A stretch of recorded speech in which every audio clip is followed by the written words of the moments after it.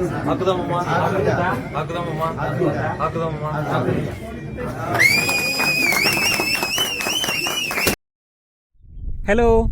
എല്ലാ കൂട്ടുകാർക്കും നമസ്കാരം. നമ്മളങ്ങനെ മറ്റൊരു യാത്രയിലാണ്. യാത്രയുടെ ഭാഗമായിട്ട് ഇന്ന് എത്തിച്ചേർന്നിരിക്കുന്നത് കിന്നക്കോറ എന്ന് പറയുന്ന ഒരു സ്ഥലത്താണ്. വളരെ മനോഹരമായ അല്ലെങ്കിൽ വളരെ ഹൃദ്യമായ കാഴ്ചകളൊക്കെ സമ്മാനിക്കുന്ന ഒരിടം തന്നെയാണ് കിന്നക്കോറ. കുറേ ആൾക്കാർക്കെങ്കിലും ഈ കിന്നക്കോറ എന്ന് പറഞ്ഞ സ്ഥലത്തെക്കുറിച്ച് അറിവുണ്ടായിരിക്കും. കിന്നക്കോറ എത്താൻ പോകുന്നേ ഉള്ളൂ. കുറച്ച് ദൂരം കൂടെ പോകാനുണ്ട്. നമ്മളിപ്പോൾ നിൽക്കുന്ന സ്ഥലത്ത് നിന്ന് താഴേക്ക് നോക്കിക്കഴിഞ്ഞാൽ കുറേ ഗ്രാമങ്ങളൊക്കെ കാണാൻ സാധിക്കും, കുറേ വീടുകളൊക്കെ നമുക്ക് കാണാൻ സാധിക്കും. ഇതിൻ്റെ ഏറ്റവും അങ്ങേറ്റത്തെ ഗ്രാമമാണ് കിന്നക്കോറ എന്ന് പറയുന്നത്. നമ്മൾ കിന്നക്കോറയിൽ ഏറ്റവും അവസാനത്തെ ഒരു സ്ഥലത്തേക്ക് പോകുന്നുണ്ട്, ഒരു വില്ലേജിലേക്ക് പോകുന്നുണ്ട്. അതെന്താണെന്നുള്ളത് നമുക്ക് അവിടെ എത്തിയതിന് ശേഷം കാണാം. എന്തായാലും നമ്മളിപ്പോൾ നിൽക്കുന്ന സ്ഥലത്ത് നിന്ന് താഴേക്ക് നോക്കുമ്പോഴത്തേനും വളരെ മനോഹരമായി സ്ഥിതി ചെയ്യുന്ന ഒരു ഗ്രാമവും അതോടൊപ്പം തന്നെ ഒരുപാട് മലനിരകളൊക്കെ നമുക്ക് കാണാൻ സാധിക്കുന്നുണ്ട്.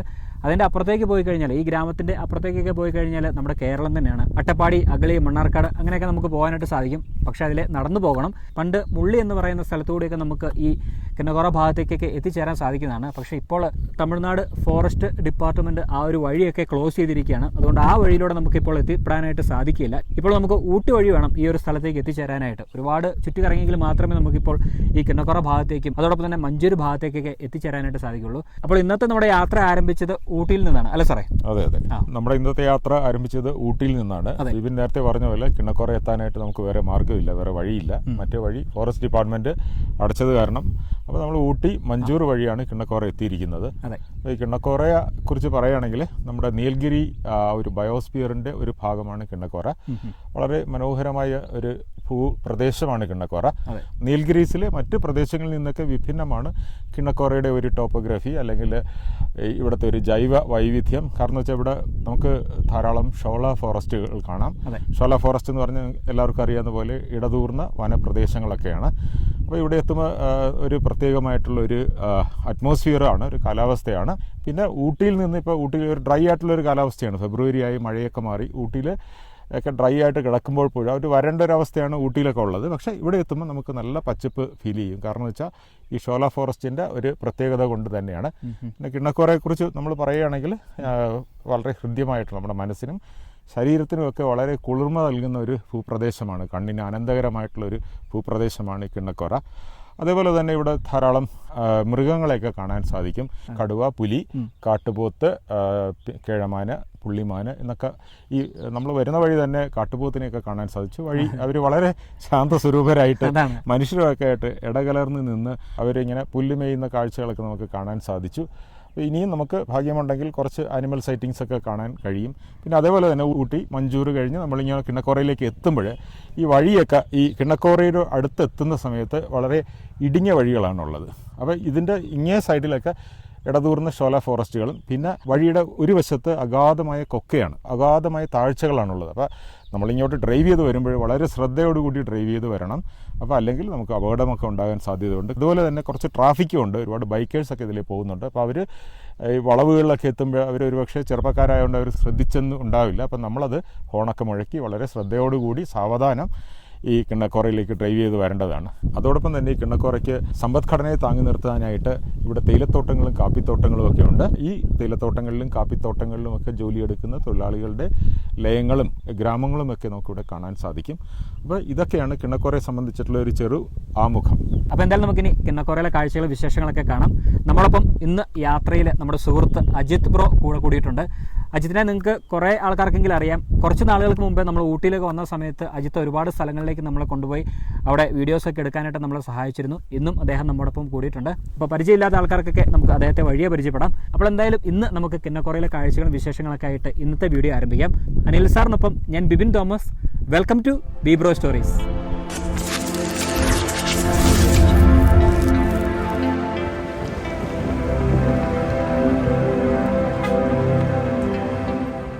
അപ്പോൾ എന്തായാലും ആ വ്യൂ പോയിന്റിൽ നിന്ന് കുറച്ചുകൂടി ദൂരം നമ്മൾ മുന്നോട്ട് സഞ്ചരിച്ച് കിന്നക്കോറ എന്ന് പറയുന്ന മനോഹരമായ സ്ഥലത്ത് എത്തിച്ചേർന്നിരിക്കുകയാണ്.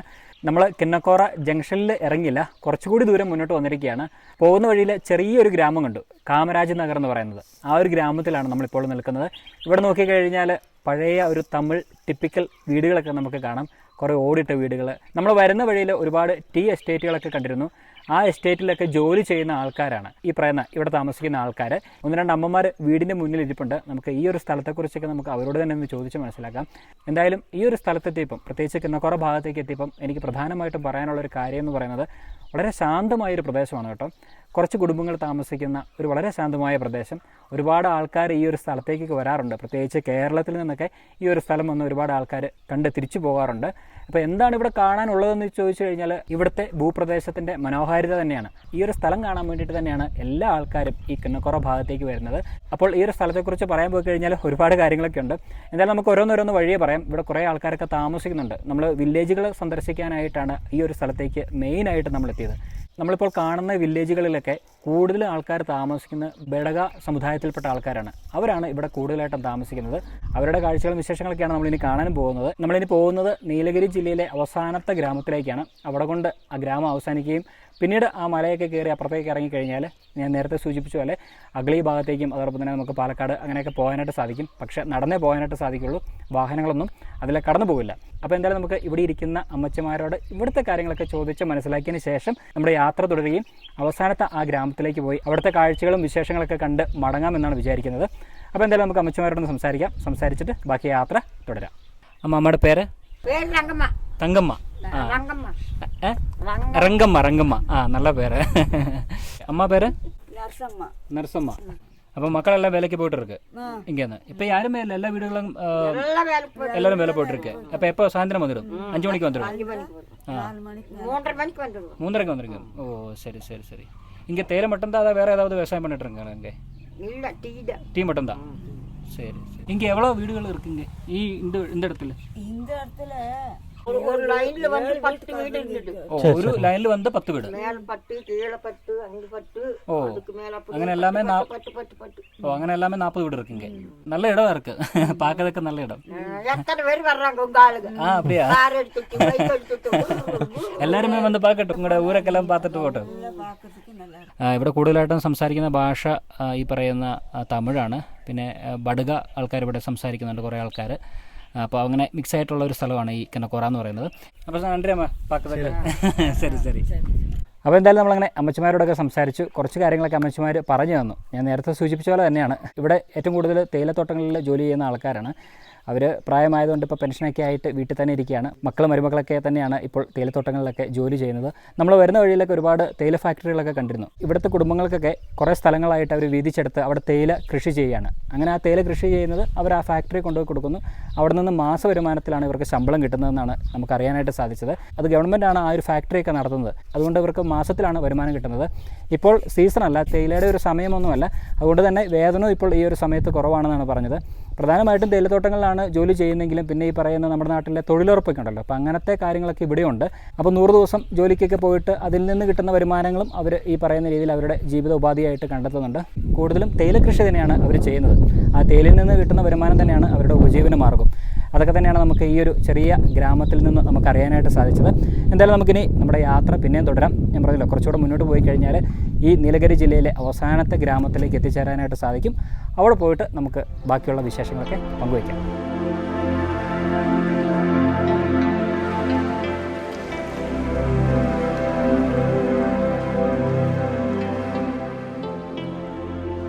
അപ്പോൾ എന്തായാലും നമ്മൾ ഈ നീലഗിരി ജില്ലയിലെ അവസാനത്തെ ഗ്രാമത്തിലേക്ക് എത്തിച്ചേർന്നിരിക്കുകയാണ്. ഇരിഗസിഗൈ എന്നാണ് ഈ ഒരു ഗ്രാമത്തിൻ്റെ പേര്. ഇതാണ് നീലഗിരി ജില്ലയിലെ അല്ലെങ്കിൽ ഊട്ടിയുടെയൊക്കെ അവസാനത്തെ ഒരു ഗ്രാമം എന്ന് വേണമെങ്കിൽ പറയാം.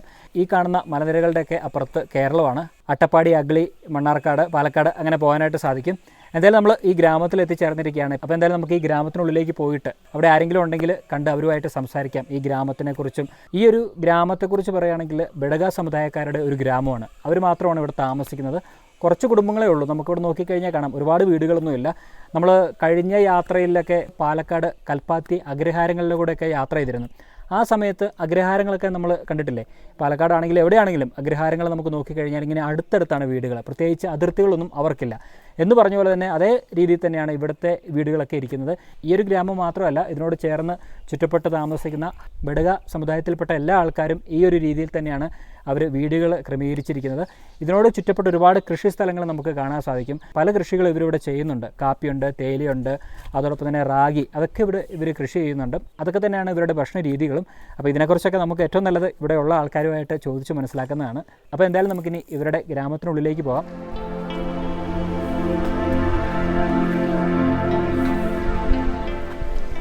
ബഡഗാസിലെ ലാസ്റ്റ് ഏരിയ. ஓ, நீலகிரியில லாஸ்ட் ஏரியா இதுதான். இங்கே என்ன கேரளா பார்டர். இது இங்கே எல்லாரும் விவசாயம் தானே? இங்கே எல்லாம் டீ കൃഷി தான். കൃഷി കുറച്ച് കാപ്പി ഉണ്ട്. കാപ്പി ഉണ്ട്. விவசாயம் செய்யும். ஆனா அதில் குரங்கு பயங்கர அட்டாகசம் செய்யுது. வேற ஏதாவது மிருகங்கள்? மானு, யானை ஒரு தடவை வருது, பண்டி இருக்குது, புலி, கரடி எல்லாம் இருக்கு. சரி, இந்த ஊருக்கெல்லாம் வந்துருக்கு இல்லை வரும். வந்து அப்பப்போ டைமில் நைட்டில் வந்துட்டு பாட்டில் போகும். அப்படியா? ஒன்றும் டிஸ்டர்ப் ஒன்றும் இல்லை. சரி. இங்கே எவ்வளோ குடும்பங்கள் இருக்கு? மொத்தம் 73 குடும்பம் இருக்கு. இங்கே 73 வீடுகள். வீடு கம்மியானாலும் நம்ம பையனுக்கு நான் அப்பா பையன் 2 பேர். சரி. இப்போ இங்கே ஒரு இது ஆனால் 2 பாகம் நான் கொடுக்கணும். எனக்கு 2 பாகம் கிடைக்கும். வர்றதானாலும் 2 பாகம் கிடைக்கும். இப்போ ஒரு ஷாப்புக்கு இடானா நான் 2 பாகம் കൊടുക്കണം. அந்த மாதிரி. അങ്ങനെ നമ്മുടെ യാത്രയുടെ ഭാഗമായിട്ട് നമ്മൾ ഏറെ ദൂരമൊക്കെ സഞ്ചരിച്ച് ഒരു ഗ്രാമത്തിൽ എത്തിച്ചേർന്നു. ഇത് ബെടക എന്ന ഒരു സമുദായക്കാരുടെ ഗ്രാമമാണ്. നമ്മൾ ഈ ഗ്രാമത്തിൻ്റെ ഉള്ളിലേക്കൊക്കെ പോയി ഇവിടുത്തെ വീടുകളൊക്കെ കാണുകയും അവിടുത്തെ പല ആൾക്കാരുമായിട്ട് സംസാരിക്കുകയൊക്കെ ചെയ്തു. അപ്പോൾ അക്കൂട്ടത്തിൽ നമ്മൾ ഈ ഗ്രാമത്തിലെ ഒരു മുതിർന്ന ഒരാളുമായിട്ട് സംസാരിച്ചു. അപ്പോൾ ഈ ബെടക സമുദായക്കാരുടെ ആചാരങ്ങൾ, അനുഷ്ഠാനങ്ങൾ, അവരുടെ വിവാഹം, മരണം, മറ്റ് ചടങ്ങുകളെക്കുറിച്ചൊക്കെ അദ്ദേഹവുമായിട്ട് ഏറെ സംസാരിക്കുകയൊക്കെ ഉണ്ടായി. ഈ ബെടക സമുദായക്കാരെക്കുറിച്ച് പറയുകയാണെങ്കിൽ അവർ വളരെ പണ്ട് നീലഗിരിയിലേക്ക് കുടിയേറി പാർത്ത ഒരു ജനവിഭാഗമാണ്. ഇപ്പം നീലഗിരിയിൽ ധാരാളം ജനവിഭാഗങ്ങളുണ്ട്. അതിലൊന്നാണ് ബെടക സമുദായക്കാർ. അവർ ഒരു 400 വർഷങ്ങൾക്ക് മുമ്പ് മൈസൂരിൽ നിന്ന് ഇങ്ങോട്ടേക്ക് കുടിയേറി പാർത്ത ഒരു ജനവിഭാഗമാണ്. ഈ നീലഗിരിയിൽ അങ്ങോളം ഇങ്ങോളം ഒരു 400ഓളം ബെടകക്കാരുടെ ഗ്രാമങ്ങളുണ്ടെന്നാണ് പറയപ്പെടുന്നത്. പഴയ കാലങ്ങളിൽ ബെടകരെ ആദിവാസി ഗോത്ര സമുദായമായിട്ടാണ് കണക്കാക്കിയിരുന്നത്. ബ്രിട്ടീഷുകാരുടെ കാലത്ത് അവിടുത്തെ അന്നത്തെ സെൻസസിലൊക്കെ ആ രീതിയിലാണ് ബെടകരെ ഉൾപ്പെടുത്തിയിരുന്നത്. പിന്നീട് 1951 നടന്ന സെൻസസിൽ അവരെ ഗോത്ര വിഭാഗത്തിൽ നിന്ന് അവരെ മാറ്റുകയാണ് ഉണ്ടായത്. എങ്കിലും അവരിപ്പോഴും ഗോത്ര വിഭാഗത്തിലോട്ട് അവരെ ഉൾപ്പെടുത്തണം എന്നുള്ള ആവശ്യം അവർ ഉയർത്തുന്നുണ്ട്. ബെടകർ മറ്റു സമുദായക്കാരിൽ നിന്ന് വളരെ വ്യത്യസ്തമായ ആചാരങ്ങളും മറ്റുമൊക്കെ പുലർത്തുന്ന ഒരു ജനവിഭാഗമാണ്. അവരുടെ ആചാരങ്ങളും അവരുടെ ഭാഷ, അവരുടെ ദൈവങ്ങൾ, അവരുടെ കല്യാണം, മരണാനന്തര ചടങ്ങുകളെല്ലാം തന്നെ മറ്റു വിഭാഗക്കാരിൽ നിന്ന് ഏറെ വ്യത്യസ്തത പുലർത്തുന്നതാണ്. അപ്പം നമ്മൾ ഈ ഗ്രാമത്തിൽ മുതിർന്ന ഒരു ആളുമായിട്ട് സംസാരിച്ചപ്പോൾ ബിബിനും അജിത്തുമാണ് അദ്ദേഹവുമായിട്ട് സംസാരിച്ചത്. മുന്നേ സൂചിപ്പിച്ച പോലെ ബെടകർക്ക് ഒരു ഭാഷയുണ്ട്, ബെടക എന്നാണ് അവരുടെ ഭാഷ. പക്ഷെ അദ്ദേഹം തമിഴിലാണ് സംസാരിച്ചത്. అయితే നമ്മൾ നേരത്തെ സംസാരിച്ചില്ലേ നിങ്ങൾ രണ്ടുപേരും? അപ്പോൾ ഈ അവരുടെ ആചാരാനുഷ്ഠാനങ്ങളെക്കുറിച്ചൊക്കെ അദ്ദേഹം പറഞ്ഞല്ലോ. இங்கே கல்யாணம் எந்த மாதிரி? கல்யாணம் நாம குந்தாவில் இருந்தா கல்யாணம் செய்கிறோம். குந்தாவில் ஒரு 14 ஊர் இருக்கு. அதில் தான் நம்ம கட்டுறோம். குந்தா பாலத்துக்கு அந்த பக்கம் நம்ம கட்டுறது இல்லை. வெளியூர்ல இருந்து போய் கட்ட முடியாது. இல்ல இல்ல, அதான் நமக்கு முறை. நீங்க கம்யூனிட்டி மட்டும் எங்களுக்கு முறை வந்து குந்த 14 ஊர் இருக்கு. அதில் தான் கட்டினதான் எங்களுக்கு முறை இருக்கு. அப்புறம் அண்ணா நமக்கு அண்ணன் தம்பி ஆயிரும், கட்ட முடியாது. ஏதோ 1-2 இருக்கு இல்லைன்னு சொல்ல, மெயினா கட்டுறது இல்லை. நமக்கு இந்த 14 ஊர்ல தான் இதை கட்டிட்டு இன்னும் வாழ்க்கை பண்ணிட்டு இருக்கிறோம். என்னென்ன ப்ரொசீஜர் பண்ணுவாங்க கல்யாணம் பண்ணும்போது, என்னென்ன சடங்கு இருக்குன்னு கேட்குறாரு. கல்யாணம் பண்ணும்போது இன்னும் தாலி தான் கட்டுறோம். இன்னும் போய் இன்னைக்கு போகிறோம் பிள்ளைய கூட்டிகிட்டு வர்றதுக்கு மஞ்சூரில் ஆனாலும் சரி, கிழக்குந்தா ஆனாலும் சரி, முள்ளுமேல அந்த மாதிரி நம்ம ஒரு 14 வில்லேஜ் இருக்குது. அந்த வில்லேஜுக்கு முதல் நாளில் போயிடுறோம். போய் 2 பேர் 3 பேர் 5 பேர் இங்கிருந்து போய் அங்கே ஸ்டே பண்ணிவிட்டு நெக்ஸ்ட் காலையில் முகூர்த்த டைம் எப்படின்னு பார்த்துட்டு அந்த டைமில் இங்கே கூட்டிகிட்டு வந்துடுறோம். கூட்டி வந்து இங்கே நல்லா சப்பராது இதெல்லாம் போட்டு எல்லாம் வச்சுட்டு இன்னும் மாப்பிள்ளையை கூட்டி வந்து புள்ள வந்தால் இந்த மாப்பிள்ளையை கூட்டி வந்து தாலி போட்டு. இங்கே பெண்ணு வீட்டில் கல்யாணம் அதான் சரக்கம் வீட்டு வச்சாங்க? இல்லை நம்ம போய் பொண்ணுல கூட்டி வந்து வீட்டில் மாப்பிள்ளை வீட்டில் வீட்டு தான். மாப்பிள்ளை வீட்டில் தான் ஓ சரி சரி. கல்யாணம் செய்கிறோம். அப்போ நிச்சயம் அங்கே நிச்சயம் அங்கே தான் போகணும். புள்ள சரி சரி. பிள்ளையுடைய வீட்டுக்கு போய் நிச்சயம் பண்ணணும். அது 30 பேர் 40 பேர் அவன் குடும்பம் இருந்தால் போல் நான் போய் அங்கே போய் செஞ்சுட்டு இந்த நல்ல கல்யாணம்னு சொல்லிட்டு வந்துடுறோம். அதே போல் அவங்க இந்த வந்துட்டு அது நாளில் கல்யாணம் பண்ணிடுறோம். கல்யாணம் பண்ணும்போது ஏதோ 3 வார்த்தை சொல்லுவாங்களாமேனா, என்ன வார்த்தை சொல்லுவாங்க?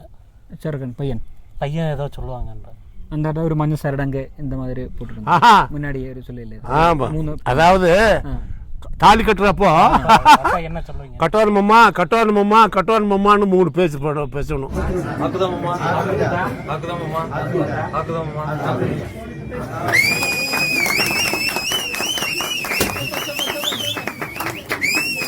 இருக்கிறவா கட்டுன்னு சொல்லிடுவாங்க, அவன் தாலி கட்டிடுவான். ஓ அப்படியா?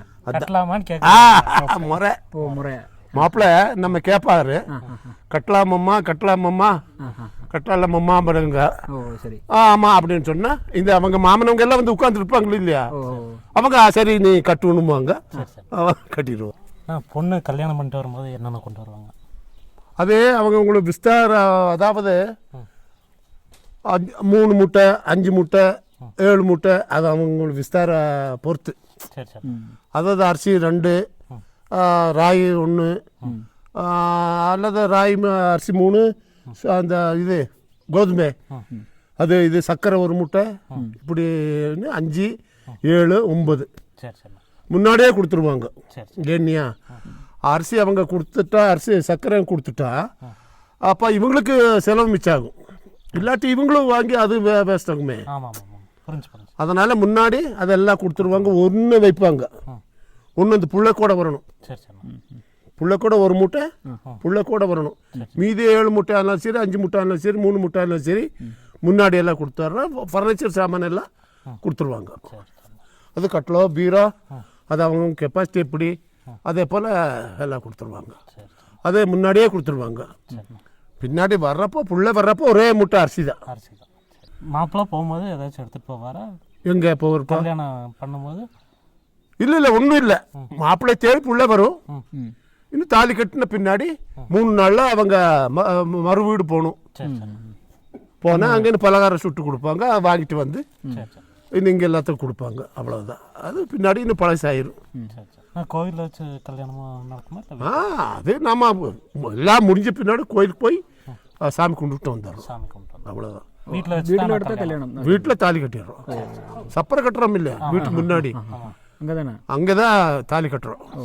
இன்னும் குரு காணிக்கை கொடுத்துட்டு இன்னும் எல்லாத்துக்கும் காப்பி வர்க்கி கொடுத்த பின்னாடி சாப்பாடு. கல்யாண டைம்ல வெள்ளைக்கு என்ன ட்ரெஸ் போடுவீங்க? White and white. ஒயிட். அது எப்பொழுதும் எந்த ஆச்சாரம் எல்லாம் எப்பொழுதும் வந்தப்போ ஒயிட் தான். ஒயிட் தான். அவங்க போகிறப்ப அது வசதி இருந்தவா கோட்டு சூட்டு, வசதி இல்லாதவா ஒயிட் அண்ட் ஒயிட். அல்ல பழைய காலத்துல இந்த ஒரு தலப்பாவுக்கு கட்டுறதில்ல, அது இப்போதான் ரீசெண்டாக தான் பண்ணிட்டு இருக்காங்க. முன்னாடி இல்லை. முன்னாடி இல்லை, தலப்பாவு இல்லை. ഓരോ വില്ലേജുക്ക് ഓരോ വില്ലേജുക്ക് ഓരോ ഇത് ഇருக்கு. ഓ ശരി ശരി. നമുക്ക് തമിഴ് അറിയാത്ത ആൾക്കാരുണ്ടല്ലോ, അപ്പോൾ അവർക്ക് കൂടെ മനസ്സിലാക്കാൻ വേണ്ടിയിട്ടാണ്. അപ്പോൾ എന്താണ് അദ്ദേഹം ഇവരുടെ ഈ ബടകരുടെ ഒരു ആചാരത്തെക്കുറിച്ചൊക്കെ? അതന്നെ പുള്ളി എന്താ പറഞ്ഞു വെച്ചാൽ കല്യാണത്തിനെ കുറിച്ച് പറഞ്ഞു. കല്യാണത്തിനെ കുറിച്ച് പറഞ്ഞപ്പോൾ സ്റ്റാർട്ടിങ് എങ്ങനെയാണെന്ന് വെച്ചാൽ പെൺകുട്ടീൻ്റെ വീട്ടിൽ നിന്ന് അരി, പഞ്ചസാര, ഗോതമ്പ്, പിന്നെ റവ അങ്ങനത്തെ ഐറ്റമൊക്കെ മാക്സിമം ഒരു മൂട്ട കണക്കിലാണ് കൊടുക്കണം. അപ്പോൾ 9 മൂട്ടയാണ് മാക്സിമം ഉള്ളത്. അപ്പോൾ അതിൽ 3 മൂട്ടയായിട്ട് കൊടുക്കും. എല്ലാ മൂട്ടയും ഓൾറെഡി കൊടുത്തയക്കും. ഈ കല്യാണത്തിൽ ചടങ്ങിന് കൊടുത്തയക്കും. 1 മൂട്ട മാത്രം ലാസ്റ്റ് ആ പെൺകുട്ടി വരുമ്പോൾ അരിൻ്റെ ചാക്ക് മാത്രം അവർ കൊണ്ടുവന്ന് തരും എന്നാണ് പറഞ്ഞിരിക്കുന്നത്. അത് കല്യാണത്തിനോടനുബന്ധിച്ചിട്ടുള്ള ഒരു കൈമാറൽ ചടങ്ങ്. പിന്നെ ഈ അവർക്ക് ഈ താലികെട്ട് അങ്ങനെയുള്ളതിനെ പറഞ്ഞിട്ടുണ്ടായിരുന്നു. താലികെട്ട് എങ്ങനെയാണെന്ന് വെച്ചാൽ ഒരു ചരട് ഉണ്ടാവും. ആ ചരട് കൊണ്ടുവന്ന് കഴുത്തിൽ ഇട്ടിട്ട് പെണ്ണിനെ ഫസ്റ്റ് വിളിക്കാൻ പോയിട്ട് തിരിച്ച് വന്നിട്ട് കൊണ്ടുവന്നിട്ട് ചെക്കൻ്റെ വീട്ടിലാണ് കല്യാണ ചടങ്ങ് നടക്കുക. അവരുടെ വീട്ടിൽ തന്നെയാണ് കല്യാണ ചടങ്ങ് നടത്തുന്നത്. പിന്നെ എങ്ങനെയാണെന്ന് വെച്ചാൽ താലി കൊണ്ടുവന്ന് ഇട്ടിട്ട് അതിനുശേഷം അവർ ചടങ്ങൊക്കെ ചെയ്തിട്ട് അതിനുശേഷമാണ് അവർ കഴിക്കുക.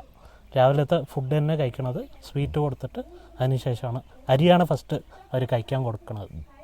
ഈ കല്യാണത്തിലേക്ക് എത്തുന്നതിന് മുമ്പ് അവർക്കൊരു വിവാഹ നിശ്ചയത്തെ സംബന്ധിച്ചൊക്കെ എന്തോ സംസാരിക്കുന്നത് ഞാൻ കേട്ടായിരുന്നു. അതെന്തായിരുന്നു? നിശ്ചയം എങ്ങനെയാണ് ചെയ്യണമെന്ന് വെച്ചാൽ പെൺകുട്ടീൻ്റെ വീട്ടിൽ പോയി സംസാരിച്ചിട്ട് അവർ അവിടെയാണ് ചെയ്യണത്. ആ കാര്യങ്ങളൊക്കെ അവരുടെ വീട്ടിലാണ് ചെയ്യണത്. അതാണ് പറഞ്ഞത് പുള്ളി. എങ്ങനെയാണെന്ന് വെച്ചാൽ ഇവരുടെ കാര്യങ്ങൾ എങ്ങനെയാണെന്ന് വെച്ചാൽ ഒരു 14 ഗ്രാമങ്ങളുണ്ട്, അടുത്തുള്ള ഗ്രാമങ്ങൾ, കുന്ത, മഞ്ചൂർ അങ്ങനത്തെ ഗ്രാമങ്ങളിൽ മാത്രമാണ് ഇവർ പെണ്ണ് എടുക്കുള്ളൂ. ബാക്കിയുള്ളതൊക്കെ ഏട്ടന്മാരും അനിയന്മാരായിട്ട് വരും പറയുന്നുണ്ട്. അപ്പോൾ ഈ 14 ഗ്രാമത്തെ ഉള്ള ആൾക്കാരിനെ മാത്രമാണ് കല്യാണം കഴിക്കുന്നത്. പിന്നെ ഞാൻ മുന്നേ എവിടെ വായിച്ചിട്ടുണ്ട്, ഈ ബഡഗറുടെ വിവാഹത്തിൽ ഡൗറി എന്ന് പറഞ്ഞ ഒരു സംവിധാനം ഇല്ല എന്നത്, സ്ത്രീധനം എന്നൊരു സംവിധാനം ഇല്ല എന്നത്. അത് നിങ്ങൾ സംസാരിച്ചപ്പോൾ അതുമെല്ലാം അദ്ദേഹം പുള്ളി കല്യാണ ചെലവിനെ കുറിച്ച് മാത്രമേ പറഞ്ഞുള്ളൂ. ഡൗറി ആയിട്ട് ഇവര് ഈ അരി, പഞ്ചസാര, മറ്റേ റാഗി അതൊക്കെ കൊണ്ടുവരുന്നതിനെ കുറിച്ചാണ് പറഞ്ഞത്.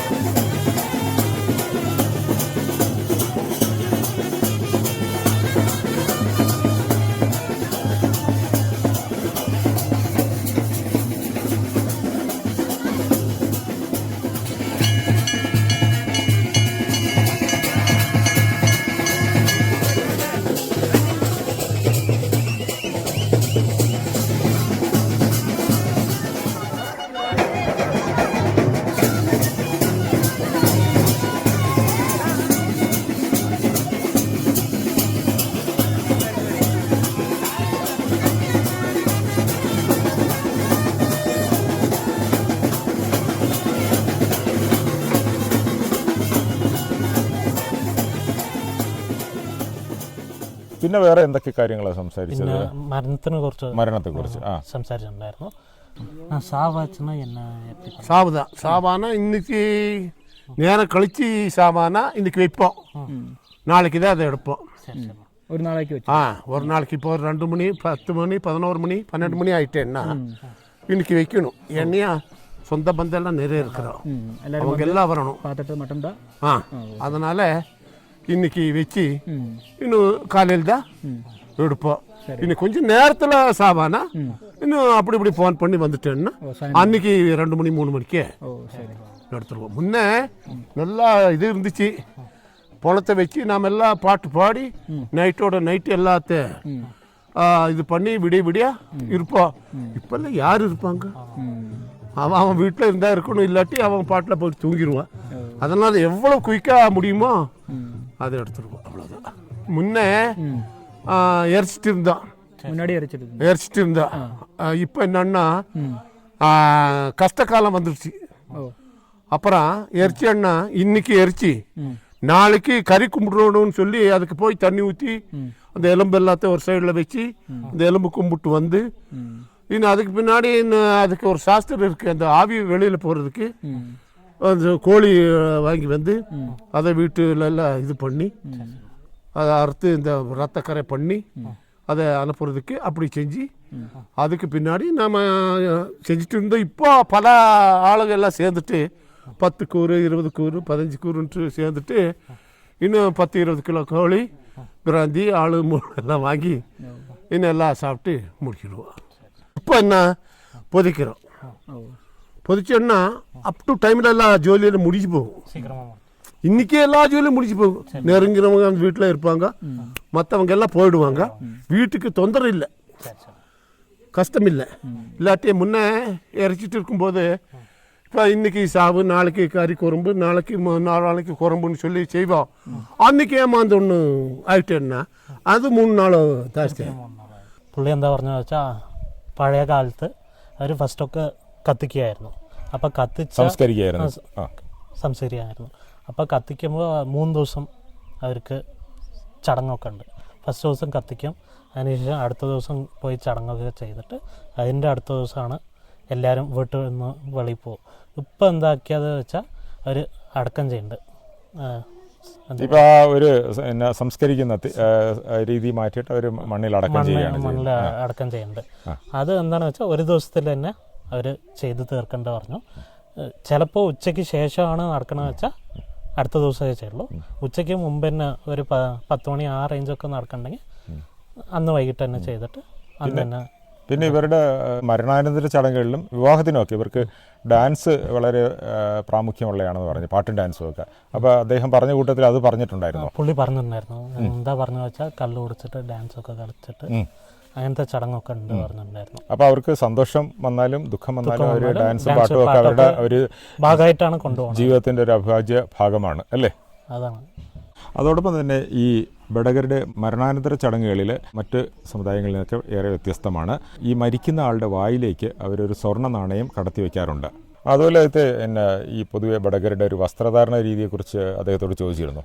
ചോദിച്ചിട്ടുണ്ടായിരുന്നു. അത് എങ്ങനെയാണ് അവരുടെ ഒരു വസ്ത്രധാരണ? അവരെങ്ങനെയാ പറഞ്ഞു വെച്ചാൽ വൈറ്റ് ആൻഡ് വൈറ്റ് ആയിരിക്കും. കല്യാണ സമയത്തും വൈറ്റ് ആൻഡ് വൈറ്റ് ആയിരിക്കും. പിന്നെ അമ്പലത്തിൽ വിശേഷം ഉണ്ടെങ്കിലും വൈറ്റ് ആൻഡ് വൈറ്റ് ആയിരിക്കും. പിന്നെ ഇതാണെങ്കിൽ മരണമാണെങ്കിലും വൈറ്റ് ആൻഡ് വൈറ്റ് ആയിരിക്കും.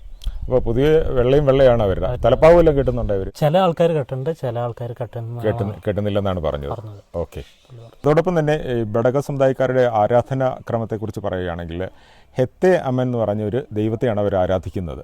അപ്പോൾ ഈ ഹെത്തെ അമ്മനെ കൂടാതെ തന്നെ മാരിയമ്മനും അവരുടെ ഒരു ആരാധനാമൂർത്തിയാണ്. ബഡഗ സമുദായക്കാരുടെ ഉത്സവം അവരുടെ ഒരു ജീവിതത്തിൽ തന്നെ ഒരു പ്രധാനപ്പെട്ട ഒരു സംഭവമാണ്. ഹെത്തെ ഹബ്ബ എന്നാണ് അവരുടെ ഭാഷയിൽ അവരുടെ ഉത്സവത്തെ പറയുന്നത്. ഹെത്തെ ഹബ്ബ എന്ന ഉത്സവം ഏതാണ്ട് 1 മാസം നീണ്ടു നിൽക്കുന്ന ഉത്സവമാണ്. അത് മാർച്ച് ഏപ്രിൽ മാസങ്ങളിലായിട്ടാണ് നടത്തപ്പെട്ടു വരുന്നത്. ആ ഉത്സവത്തോടനുബന്ധിച്ച് ഒരുപാട് അവരുടെ ആചാരങ്ങളും അനുഷ്ഠാനങ്ങളും ഒക്കെ അവർ നടത്താറുണ്ട്. ബഡഗർക്ക് പ്രത്യേകമായൊരു ഭാഷ തന്നെയാണുള്ളത്. മറ്റു ഭാഷകളിൽ നിന്നൊക്കെ വിഭിന്നമായിട്ടുള്ള ഒരു ദ്രവീഡിയൻ കുടുംബത്തിലെ ഒരു ഭാഷയാണ് അവരുടേത്. അവരുടെ ഭാഷയുടെ പേര് ബഡഗ എന്നാണ്. കന്നഡ കലർന്നിട്ടുള്ള ഒരു പ്രത്യേക ഭാഷയാണ് ഈ ബഡഗ ഭാഷ എന്ന് പറയുന്നത്. ഈ നീലഗിരിയിലുള്ള 400ഓളം ബഡഗ ഗ്രാമങ്ങളിലൊക്കെ ഈ ബഡഗ ഭാഷയാണ് സംസാരിക്കുന്നതും. ബഡഗരുടെ വിദ്യാഭ്യാസവും തൊഴിലിനെക്കുറിച്ച് പറയുകയാണെങ്കിൽ അവർ ഉപജീവനത്തിന് കൃഷിയാണ് മുഖ്യമായി ആശ്രയിക്കുന്നത്. അതിൽ പ്രധാനമായിട്ട് തേയില, കാപ്പി, ചെറുധാന്യങ്ങൾ, പിന്നെ പച്ചക്കറികളും ഉൾപ്പെടും. വിദ്യാഭ്യാസപരമായിട്ട് അവർ ഏറെ ഉന്നത നിലവാരം ആർജിച്ചവരാണ്. ബഡഗ സമുദായത്തിൽപ്പെട്ട ഒരുപാട് ആൾക്കാർ നല്ല രീതിയിൽ വിദ്യാഭ്യാസം ചെയ്ത് ഉന്നത நிலவாரத்தில் எத்திச்சேர்ந்துട്ടുണ്ട്. ஏதாவது கவர்மெண்ட் ஜாப் இருக்கா? கவர்மெண்ட் ஜாபா இருந்தாங்க, எல்லாம் டெத் ஆயிட்டாங்க. இப்போ யாரும் இல்லை. டீச்சர்ஸுக்கு எல்லாம் இப்போ யாரும் இல்லை. இப்போ யாரும் இல்லை. படித்தது யாராவது இருக்காங்களே? எங்கே படித்தவங்க எல்லாம் வேலை செஞ்சுட்டு இருக்காங்க வெளியே. அதான் சேட்டா டிகிரி முடிஞ்ச எல்லாம் பிள்ளைகளே டாக்டர்ஸுக்கு யாரும் இல்லை. இல்லை, ചുമ്മാ ഡിഗ്രി മുടിച്ചിട്ട് വേല ചെയ്തിട്ട് இருக்கிறாங்க. ശരി ശരി. അപ്പോൾ എന്തായാലും ഒരുപാട് കാര്യങ്ങൾ നമുക്ക് അയ്യ പറഞ്ഞു തന്നു കേട്ടോ. ഇവിടുത്തെ ഈ ഊരിനെ സംബന്ധിച്ച കാര്യങ്ങളും അതോടൊപ്പം തന്നെ ഇവരുടെ ആചാരാനുഷ്ഠാനങ്ങളെ കുറിച്ചൊക്കെ. നന്ദി. ശരി ശരി, സന്തോഷം. അപ്പോൾ എന്തായാലും നമ്മളങ്ങനെ ഈ ഒരു ഹിരിഗസഗി ഗ്രാമത്തിൽ നിന്ന് പുറത്തേക്ക് പോവുകയാണ്.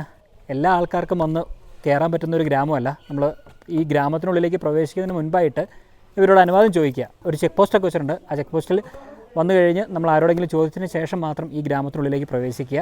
അപ്പോൾ എന്തായാലും നമ്മളിനി തിരിച്ചു പോവുകയാണ്. തിരിച്ച് കിന്നക്കോറ ഭാഗത്തേക്ക് പോകുന്നു. കിന്നക്കോറയിലെ കാഴ്ചകളും വിശേഷങ്ങളൊന്നും നമ്മൾ കണ്ടില്ല. അപ്പോൾ നമ്മൾ തിരിച്ചു പോയിട്ട് അവിടുത്തെ കാഴ്ചകൾ കാണാമെന്നാണ് ആദ്യമേ വിചാരിച്ചിരുന്നത്. അതുകൊണ്ടാണ് നേരെ ഈ ഒരു ഗ്രാമത്തിലേക്ക് നമ്മൾ എത്തിയത്. അപ്പോൾ എന്തായാലും നമുക്കിനി തിരിച്ചു പോകാം. തിരിച്ചു പോയിട്ട് കിന്നക്കോറയിലെ കാഴ്ചകളും വിശേഷങ്ങളൊക്കെ കണ്ടതിന് ശേഷം നമുക്ക് ഇന്നത്തെ വീഡിയോ വൈൻഡപ്പ് ചെയ്യാം.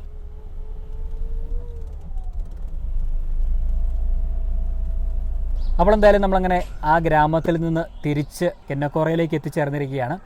ഇവിടെ നമുക്ക് നോക്കിക്കഴിഞ്ഞാൽ ഒരുപാട് വീടുകൾ കാണാം, ഒരു തേയില ഫാക്ടറി കാണാം, തേയില എസ്റ്റേറ്റുകൾ കാണാം. അങ്ങനെ അത്യാവശ്യം ഒരു വലിയ ഒരു ഗ്രാമം എന്ന് വേണമെങ്കിൽ നമുക്ക് ഇതിനെ പറയാനായിട്ട് സാധിക്കും. ഇതൊരു വലിയ ഗ്രാമമാണെങ്കിലും ഒരു വലിയൊരു ഹോട്ടൽ നമുക്കിവിടെ കാണാനായിട്ട് സാധിക്കില്ല, അല്ലേ? ഇത് ഒരു ബേസിക്കലി ഒരു ടൂറിസ്റ്റ് കേന്ദ്രമായിട്ടല്ലല്ലോ ഉദ്ദേശിച്ചത്. അതാണ്. അവര് ശരിക്കും ഒതുങ്ങി ജീവിക്കുന്ന ഒരു ഗ്രാമീണരായിരുന്നു. അതെ. പക്ഷേ കാലക്രമത്തിൽ ഇവിടെ ഇതിൻ്റെ പ്രകൃതി ഭംഗി ആസ്വദിക്കാനായിട്ട് ടൂറിസ്റ്റുകൾ എത്തിച്ചേർന്നപ്പോൾ പൊതുവേ അവർ പാവപ്പെട്ടവരാണ്. അപ്പോൾ അവർക്ക് ആ ടൂറിസ്റ്റുകൾ വരുന്നതിനനുസരിച്ചിട്ട് ഒരു നല്ല രീതിയിൽ ഒരു ഹോട്ടലൊക്കെ തുടങ്ങാനായിട്ടുള്ള വിഭവങ്ങളില്ലെന്നാണ് എനിക്ക് തോന്നുന്നത്. അതിനുള്ളൊരു ധനം വേണ്ടേ നല്ല രീതിയിൽ ഒരെണ്ണം തുടങ്ങാനായിട്ട്. ഇവർ പൊതുവേ ഇവിടുത്തെ തേയിലത്തോട്ടങ്ങളിലെ തോട്ടം തൊഴിലാളികളാണ്. അപ്പോൾ ഒരു പാവപ്പെട്ട ഒരു ആൾക്കാരാണ് കൂടുതലും ഈ ഗ്രാമത്തിലുള്ളത് തന്നെ. അപ്പോൾ അവർക്ക് ഈ ടൂറിസം വരുമ്പോൾ അവർക്ക് ഈ ഗ്രാമത്തിൽ അവരുടെ ഒരു സമ്പദ്ഘടനയ്ക്ക് ഒരു ഉത്തേജകമാണ്. എന്നിരുന്നാലും ടൂറിസ്റ്റുകളെ കേറ്റർ ചെയ്യാൻ ആവശ്യമായിട്ടുള്ള ഹോട്ടലുകളും മറ്റുമൊക്കെ തുടങ്ങാനായിട്ടുള്ള എനിക്ക് തോന്നുന്നു അവർക്കൊരു സാമ്പത്തികമില്ലായിരിക്കും. സാമ്പത്തികമൊക്കെ ഉണ്ടായിരുന്നെങ്കിൽ അവർ ഒരുപക്ഷെ നല്ല രീതിയിൽ ഒരു ഹോട്ടലുകളൊക്കെ ഉണ്ടാക്കിയേനെ, റെസ്റ്റോറൻറ്റുകളും ഹോട്ടലുകളൊക്കെ ഉണ്ടാക്കിയേനെ. ഇപ്പൊ പഴയ രീതിയിലുള്ള ആ ഒരു ഗ്രാമീണമായ ചായക്കടകളൊക്കെയാണ് ഇവിടെ ഉള്ളത്. നമ്മൾ നോക്കിയിട്ട് ധാരാളം സന്ദർശകരിവിടെ വരുന്നുണ്ട്. ബൈക്കേഴ്സൊക്കെയാണ് കൂടുതലും വരുന്നത്. അപ്പോൾ നമുക്ക് എന്തായാലും ഇന്ന് ഊണ് കഴിച്ചില്ല. അപ്പോൾ എന്തായാലും ചായ കുടിക്കാം. അതാണ് ഞാൻ പറഞ്ഞു വന്നത്. ഇവിടെ വന്നു കഴിഞ്ഞപ്പോൾ നമുക്ക് ഫുഡ് കഴിക്കാമെന്നുള്ള ഒരു വിചാരം നമുക്ക് നടക്കില്ല. പിന്നെ ഉള്ളത് ഈ ഒരു ചെറിയ ചായക്കടയാണ്. അവിടെ ഈ പറഞ്ഞ രീതിയിൽ ചായയും പിന്നെ എന്തെങ്കിലും എണ്ണ പലഹാരങ്ങളൊക്കെ കിട്ടും. നമ്മുടെ വഴികാട്ടിയെ വന്ന പാവം പിടിച്ച അജിത്തിന് പോലും നമ്മളൊന്നും കൊടുത്തിട്ടില്ല. അതുവരെ നമ്മളൊരു കയ്യിലൊരു ക്യാമറ കൊടുത്ത് അവിടെ നിർത്തിയിരിക്കുക. അതാണ്. അപ്പോൾ അതൊക്കെയാണ് കേട്ടോ കിന്നക്കോറയെ കുറിച്ച് പറയുകയാണെങ്കിൽ. പക്ഷേ സ്ഥലത്തെക്കുറിച്ച് പറയാനായിട്ട് ഒരു രക്ഷയില്ല. വളരെ അമേസിംഗ് ആയിട്ടുള്ള ഒരു സ്ഥലം എന്ന് തന്നെ വേണമെങ്കിൽ പറയാം. നമുക്ക് ഞങ്ങൾ ഇവിടെ വന്ന് ഇരുന്നല്ലോ, ഈ ഇരുന്ന സ്ഥലത്ത് നിന്ന് തന്നെ നമുക്ക് നോക്കുമ്പോഴത്തേനും തേയിലത്തോട്ടങ്ങളുടെ ആ ഒരു മനോഹരമായ കാഴ്ച, അതോടൊപ്പം തന്നെ കുറേ വീടുകൾ ഇങ്ങനെ അടുത്തടുത്തിരിക്കുന്നതൊക്കെ കാണാനായിട്ട് പ്രത്യേക ഫീലാണ്. മാത്രമല്ല എങ്ങനെ നോക്കിയാലും പച്ചപ്പ് തന്നെയാണ്. പിന്നെ ഇഷ്ടംപോലെ പക്ഷികളുണ്ടെന്ന് തോന്നുന്നു. അതിന്റെ ഈ അവരുടെ ഒരു പക്ഷികളുടെ ഒരു ചിലക്കലൊക്കെ എപ്പോഴും നമുക്ക് കേൾക്കാൻ സാധിക്കുന്നുണ്ട്. എന്തായാലും നമുക്കിനി ചായ കുടിക്കാം. ചായ കുടിക്കണം. ഊണ് കഴിച്ചില്ല. ഇനിയിപ്പം കുറേ നേരം ഇവിടെ ഇരുന്ന് കഴിഞ്ഞാൽ പിന്നെ ഇങ്ങനെ ഇരുന്ന് പോകും. ചെറിയ രീതിയിൽ കാറ്റുമുണ്ട്. നമുക്കറിയാം മലയാളികളെ ഈ ഒരു സ്ഥലം പരിചയപ്പെടുത്തിയത് നമ്മുടെ ശബരി ദ ട്രാവലർ യൂട്യൂബ് ചാനലിലെ ശബരിച്ചേട്ടനാണ് ഈ കിന്നക്കോറയെക്കുറിച്ച് ആദ്യമായിട്ട് മലയാളികളിലേക്ക് എത്തിച്ചത് കേട്ടോ. അതുകൊണ്ട് നമുക്കിവിടെ കാണാൻ സാധിക്കും ഒരുപാട് KL രജിസ്ട്രേഷൻ വാഹനങ്ങൾ ഈ ഒരു സ്ഥലത്ത് വന്ന് കിടക്കുന്നതും ഇതിലൂടെയൊക്കെ ഒരുപാട് ആൾക്കാർ നടക്കുന്നതും ഇവിടുത്തെ കാഴ്ചകളൊക്കെ കാണുന്നതും അതോടൊപ്പം തന്നെ ഈ പറയുന്ന ആ ഒരു ചെറിയ ചായക്കടയിൽ നിന്നൊക്കെ ചായയൊക്കെ കുടിച്ച് ഈ ഒരു ഗ്രാമീണ ഭംഗിയൊക്കെ ആസ്വദിച്ച് നിൽക്കുന്നതൊക്കെ കാണാം. എന്തായാലും നമുക്കും ഇനിയിപ്പം അവിടെ പോയിട്ട് നമുക്ക് ചായയും കുടിച്ച് ഇന്നത്തെ വീഡിയോ വൈൻഡപ്പ് ചെയ്യാം.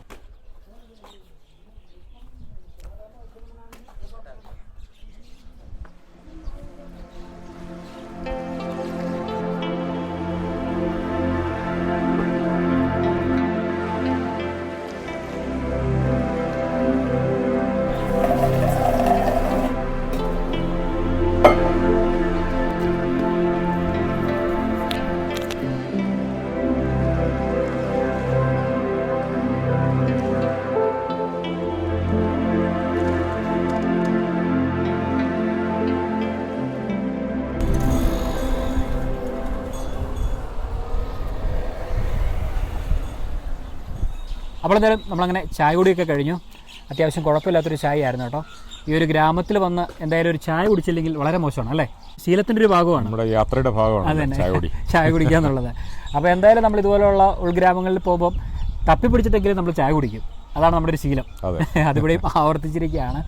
അത് മാത്രമല്ല കേട്ടോ, ഇവിടെ വന്ന് ശരിക്കും നമുക്ക് എന്താ പറയുക, ഈ ഒരു നാട്ടിൻപുറത്തെ ഈ ഒരു വൈബൊക്കെ ആസ്വദിച്ചിരിക്കുക എന്ന് പറയുമ്പോൾ ഒരു പ്രത്യേക ഒരു ഫീല് തന്നെയാണ്. അതിങ്ങനെയുള്ള സ്ഥലങ്ങളിലൊക്കെ വന്ന് ഇങ്ങനെ ചായയൊക്കെ കുടിക്കുമ്പോൾ നിങ്ങൾക്കത് മനസ്സിലാകും. ഒരുപാട് ആൾക്കാർ പണിയൊക്കെ കഴിഞ്ഞ് തിരിച്ചു പോകുന്നത് കാണാം. അതോടൊപ്പം തന്നെ കുറേ ആൾക്കാർ പല ജോലികളിൽ ഏർപ്പെട്ടിരിക്കുന്നത് കാണാം. നാട്ടുപുറം ആയതുകൊണ്ട് തന്നെ ഇവിടുത്തെ തദ്ദേശികളായ ആൾക്കാർ അവിടെ ഇരുന്ന് വീഡിയോയൊക്കെ വലിച്ച് ചെറിയ രീതിയിൽ വെയിലൊക്കെ കാഞ്ഞിരിക്കുന്നത് നമുക്ക് കാണാം. എന്തായാലും വളരെ ഗ്രാമാന്തരീക്ഷത്തിലേക്കാണ് നമ്മളിപ്പോൾ എത്തിച്ചേർന്നിരിക്കുന്നത്. നല്ലൊരു സ്ഥലമാണ് കേട്ടോ കിന്നക്കോറ എന്ന് പറയുന്നത്. പെട്ടെന്നൊരാൾ ഈ ഒരു സ്ഥലത്തേക്ക് വന്നു കഴിയുമ്പോഴത്തേനും സ്വാഭാവികമായിട്ട് ചോദിക്കും എന്താണ് ഇവിടെ കാണാനുള്ളത്. ശരിക്കും പറഞ്ഞാൽ ഒന്നും കാണാനൊന്നുമില്ല. കാണാനല്ലല്ലോ, ശരിക്കും ഈ പ്രകൃതിയുടെ ഒരു ഭംഗി, പ്രകൃതി ഭംഗിയാണ്. അത് ആസ്വദിക്കാൻ മനസ്സുള്ളവർക്ക് അത് വളരെ ഹൃദ്യമായ കാഴ്ചയാണ്. അല്ലാത്തവർക്ക് വേറെ ഒന്നുമില്ല, ഒരു സ്ഥലം വന്ന് കണ്ട് മടങ്ങുന്ന പോലെ ഒരു ഫീല് മാത്രമേ ഉണ്ടാവുള്ളൂ. നമ്മളെ സംബന്ധിച്ചിടത്തോളം ഈ ഒരു ഗ്രാമവും ഇവിടുത്തെ ഗ്രാമവാസികളും അവരുടെ ഒരു ദിവസത്തെ ദിനചര്യങ്ങളൊക്കെ നമുക്ക് കാണാനും കേൾക്കാനൊക്കെ ഒരുപാട് ഇഷ്ടമാണ്. അങ്ങനെയാണ് നമ്മൾ ഗ്രാമപ്രദേശങ്ങളൊക്കെ സന്ദർശിച്ച് ഒരുപാട് കാഴ്ചകളൊക്കെ കാണുന്നത്. അപ്പോൾ എന്തായാലും ഇനി ഒരുപാട് പറഞ്ഞ് ദീർഘിപ്പിക്കുന്നില്ല. ഇന്നത്തെ ഒരു യാത്രയുടെ ഭാഗമായിട്ട് നമ്മൾ ഊട്ടിയിൽ നിന്ന് യാത്ര ആരംഭിച്ച് കിന്നക്കോറ എത്തിയതിന് ശേഷം അവസാനത്തെ വില്ലേജിലേക്ക് പോവുകയും ചെയ്തു. ആ ഒരു ഗ്രാമത്തിൽ പോയി ബെടക സമുദായത്തിൽപ്പെട്ട ആൾക്കാരെ പരിചയപ്പെടുകയും അവരുടെ ആചാരാനുഷ്ഠാനങ്ങളെക്കുറിച്ച് മനസ്സിലാക്കുകയൊക്കെ ചെയ്തിരുന്നു. അപ്പോൾ അതായിരുന്നു നമ്മുടെ ഇന്നത്തെ വീഡിയോ. അപ്പോൾ ഇന്നത്തെ ഒരു ചെറിയ വീഡിയോ നിങ്ങൾക്ക് ഇഷ്ടമായെന്ന് വിചാരിക്കുന്നു. വീഡിയോ ഇഷ്ടമായെങ്കിൽ ലൈക്ക് ചെയ്യുക, ഷെയർ ചെയ്യുക, കമൻറ്റ് ചെയ്യുക. അതോടൊപ്പം തന്നെ നമ്മുടെ ചാനൽ ആദ്യമായിട്ട് കാണുകയാണെങ്കിൽ സബ്സ്ക്രൈബ് ചെയ്യുക, സപ്പോർട്ട് ചെയ്യുക. വേറെ പ്രത്യേകിച്ച് വിശേഷങ്ങളൊന്നുമില്ല. നിങ്ങളുടെ കാര്യങ്ങളൊക്കെ ഉഷാറാകട്ടെ. മറ്റൊരു വീഡിയോയിൽ മനോഹരമായ കാഴ്ചകളുമായിട്ട് വരാം. അതുവരെ ഏവർക്കും ബൈ. Yes, by.